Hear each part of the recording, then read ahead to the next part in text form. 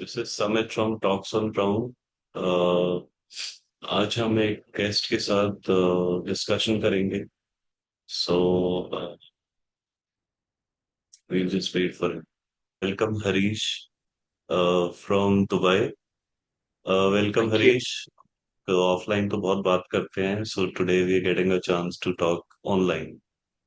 Yeah, सो thank you very much, Amit. we keep discussing economics and politics. So given the elections going on in India, the lot of economic news floating around. So what do you want to pick first? I think we will pick up the hot topic, elections and the numbers game. Right. I know that you recently traveled to India. तो आपका क्या experience था? And what did you see? Do you have a certain view of what's going on?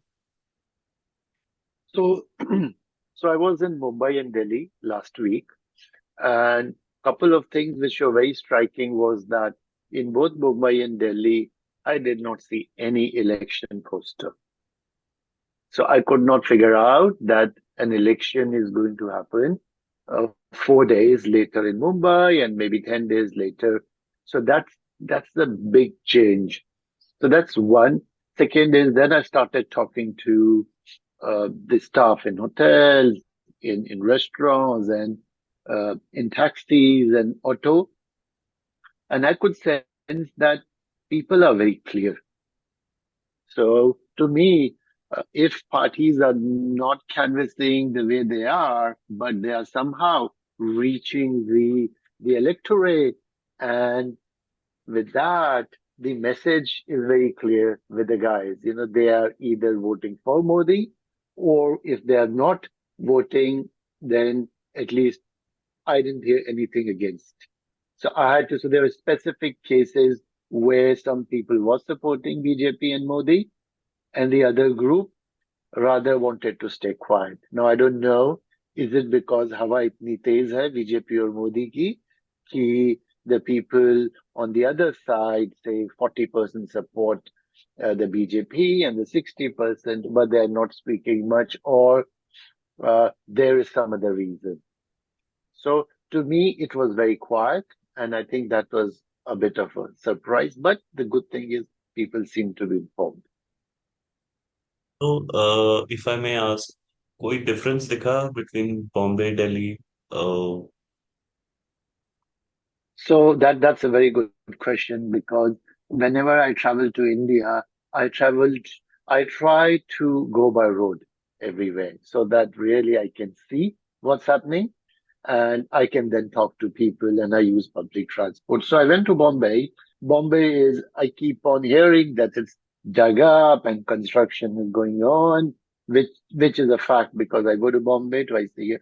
This time I went to Marine Drive and the kind of the projects, highways, um, the roads, the bridges which I saw, though it was a small portion but not big, I was really impressed because I thought, oh, when I looked up from the car, is this Bombay or this is Dubai? Because they had multiple level flyovers, bridges, all connecting into the water. So that was a very pleasant surprise. In Mumbai, in Delhi, I don't seem to get any surprise. The surprise is that the roads are more broken, the traffic is more, and I don't see new road construction much in Delhi. I see metro here and there, but I don't see road construction much.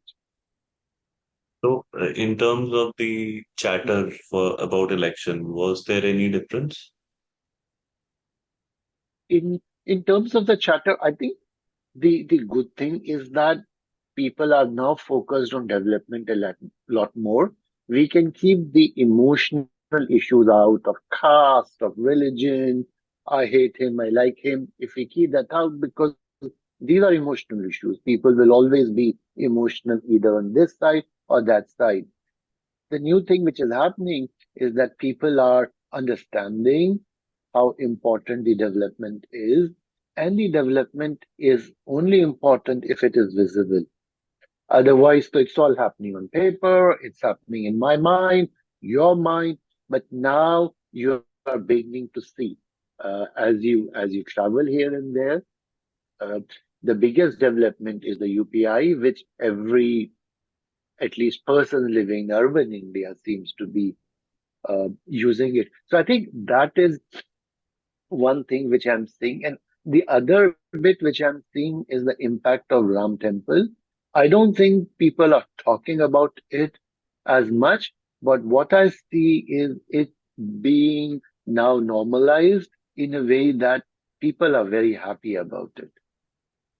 So you don't need to celebrate or have a festival every day just because elections. But but a big portion of the people are extremely pleased and very happy about it. So So I think that's such a question. Yeah. can I push you to answer about what do you hear in Dubai? So I think in 2019 and 2014 you were in Dubai as well.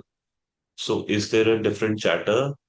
Is there a different feeling uh, from Dubai's perspective or any other place you've traveled to in the last 6 months? Have you sensed any change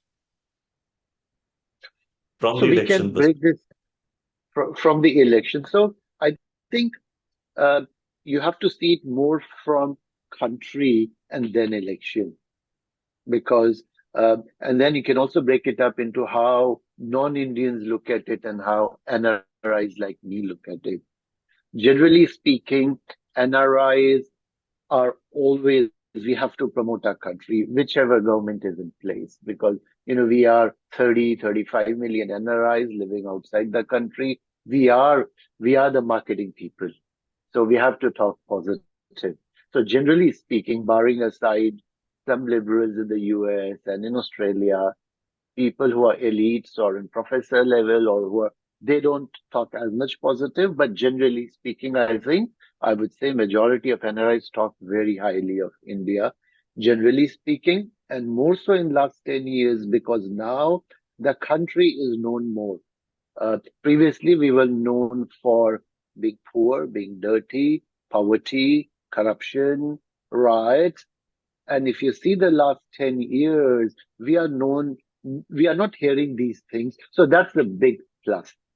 So what are we hearing? A bit of growth. What are we hearing? Investments in India. And the biggest thing which we are hearing is our prime minister is known everywhere.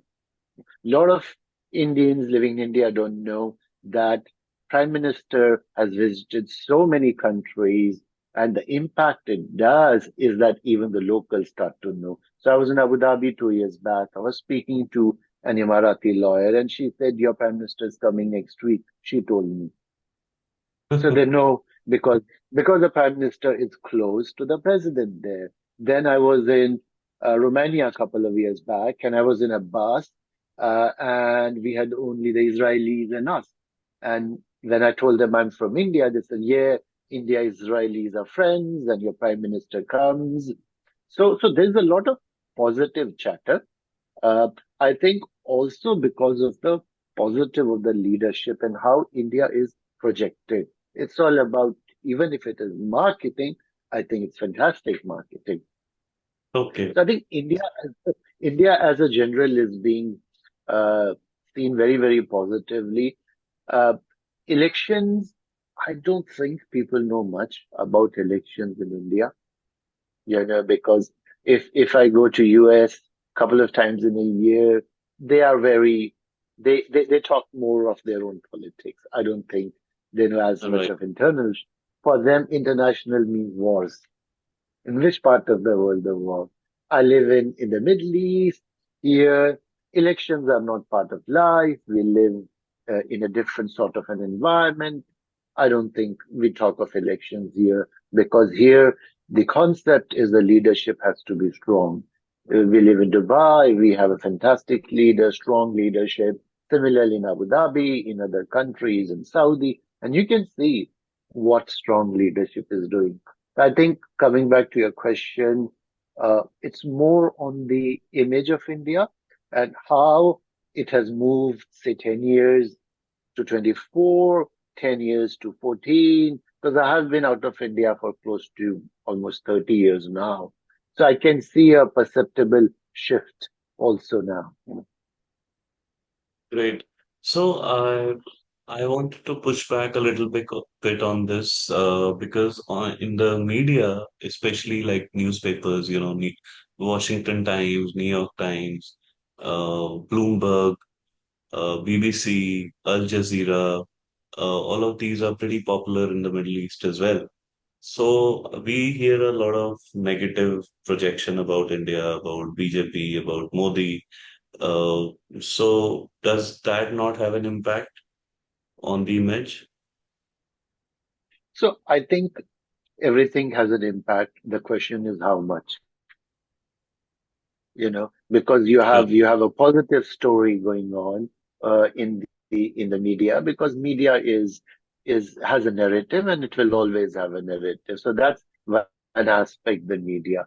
Then it's we as NRIs living in different parts of world. How do we talk of our country? You know, Positive or negative. And I think the third thing also is how Indian media projects India. To the Right. Western world, they have few Indian journalists whose job is only to criticize India. And they're based Mm. in Delhi, they're based in Mumbai. So they pick up the negative news. For example, I'll tell you, a couple of years back, when I was staying in Australia, India launched a satellite. And unfortunately, it was unsuccessful. It was all over the pages. Indian satellite falls into the ocean. All right, bad news. 3 days later, we launched and it was successful. They didn't tell us. So, Yeah, so so, that must be having so some I think, negative impact. yeah. So, but these days the times have changed. People are connected. You are connected to Twitter, you are connected to LinkedIn, you are connected to Right. WhatsApp, Instagram. So it is the duty of us as the citizens to talk positive. And when some positive event happens, let's share it. What's wrong with it? Why only criticize that we are divided on caste, religion? Why only talk that air is dirty? It's all right, yes, we are there. But there are a lot of good things also happening. Right. Okay, I take that point. Yeah. So, coming to the economic side of things, which Yeah. I think it's fair to mention you're a financial expert in your own right, and you deal with a lot of capital market people and investment bankers and so on. So, what is your sense of where, number one, where is the global economy? We hear a lot of negatives with the wars going on in the Middle East, and now this death of Iran's president and foreign minister.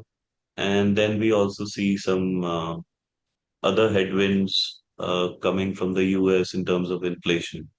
But from your understanding, where, where is the global economy and where is India's place in it?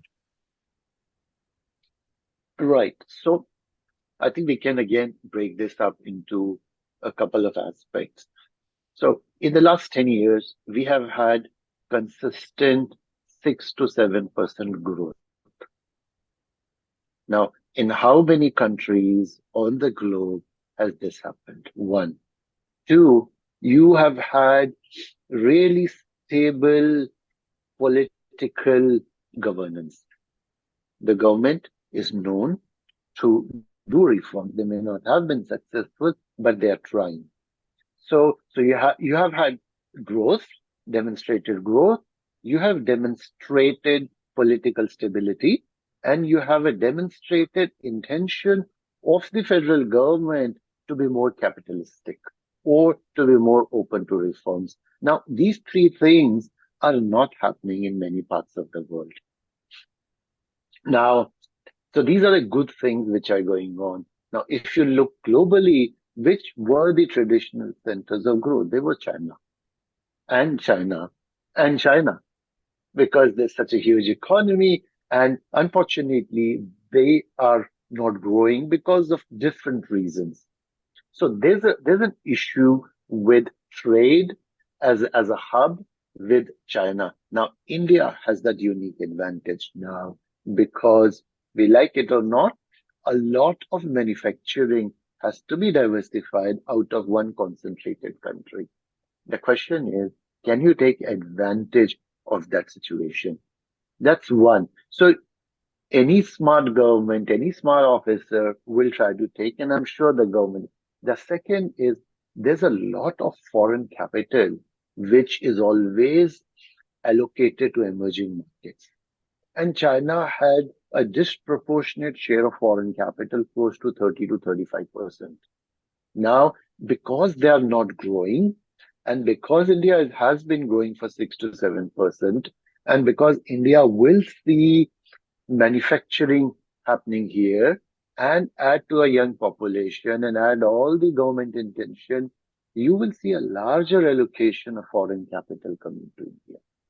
Now, what that means is that the cost of capital in India goes down. Cost of capital goes down means profitability goes up. Cost of capital goes down, that means you'll have more capex. So that will attract attention of international investors. And my personal view is that in the next few years, you will see a lot more of foreign capital investments coming to India. But And I'm seeing this on my conversations with a lot of bankers now, you know. but the fact is also that the last 3 years since COVID, the FDI India is uh, got from the outside is like reducing. And if you took it as a percentage of GDP, I think last year it was around 71 billion, which is less than Right. 2%. And it is actually on a lowering down kind of trajectory. So, what would you attribute that to? So your question is why the foreign direct investment in India is going down, Yeah.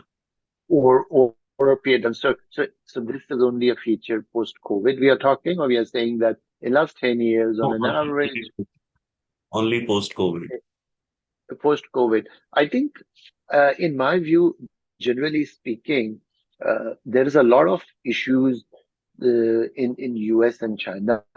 So in the US itself, because of the inflation, because of the cost of capital being high, they themselves are not able to invest in capex as much.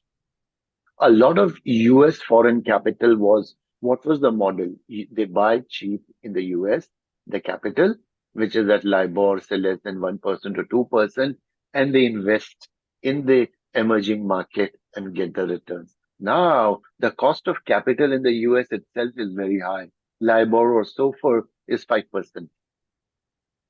So in my that's I think one of the reasons why you have less foreign capital, because whether it is for venture capital, private equity, a lot of this money, which was really cheap capital, is no longer cheap.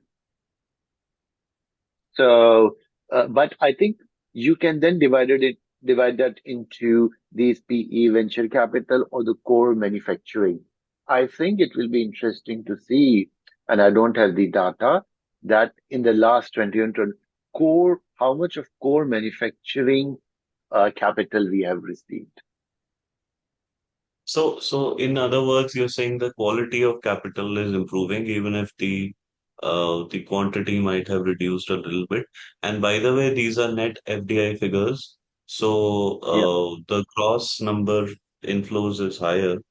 Uh, and of course, we also receive a lot of FPIs as inflows into the stock market. And then there are a lot of remittances that folks like you send over, yeah, and that helps to tide over the current account deficit and the fiscal deficit as well. yeah, So, right. Yeah. yeah, but I just wanted to understand if there is something specific going on where we have to marry these two pictures, right? So the rising India, the attractive India part, with the fact that the FDI hasn't like exploded all over the place. Right. Right. So I think when you look at the macro economy, what does the overall direction of the economy tells you?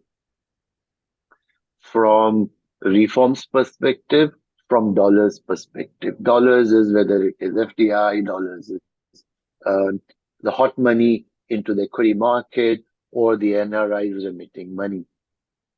My sense is that at different points in time, one of the three or one of the four will be, or two of the four will be up and down. What is the sum total of the money which is flowing into the country? If your foreign exchange reserves were, let's say, 280 billion in 2014, today you have 600 billion plus. Now, from where have you managed to get that 300 billion surplus? Sure, sure. Yeah, So, yeah. now to marry both economics and politics together, uh, if Modi is elected, re-elected, and Modi 3.0 comes in, how do you see that impacting the markets and the investment environment, and also the unlikely but possible scenario of a Rahul Gandhi or somebody like that coming to power? How will that play out?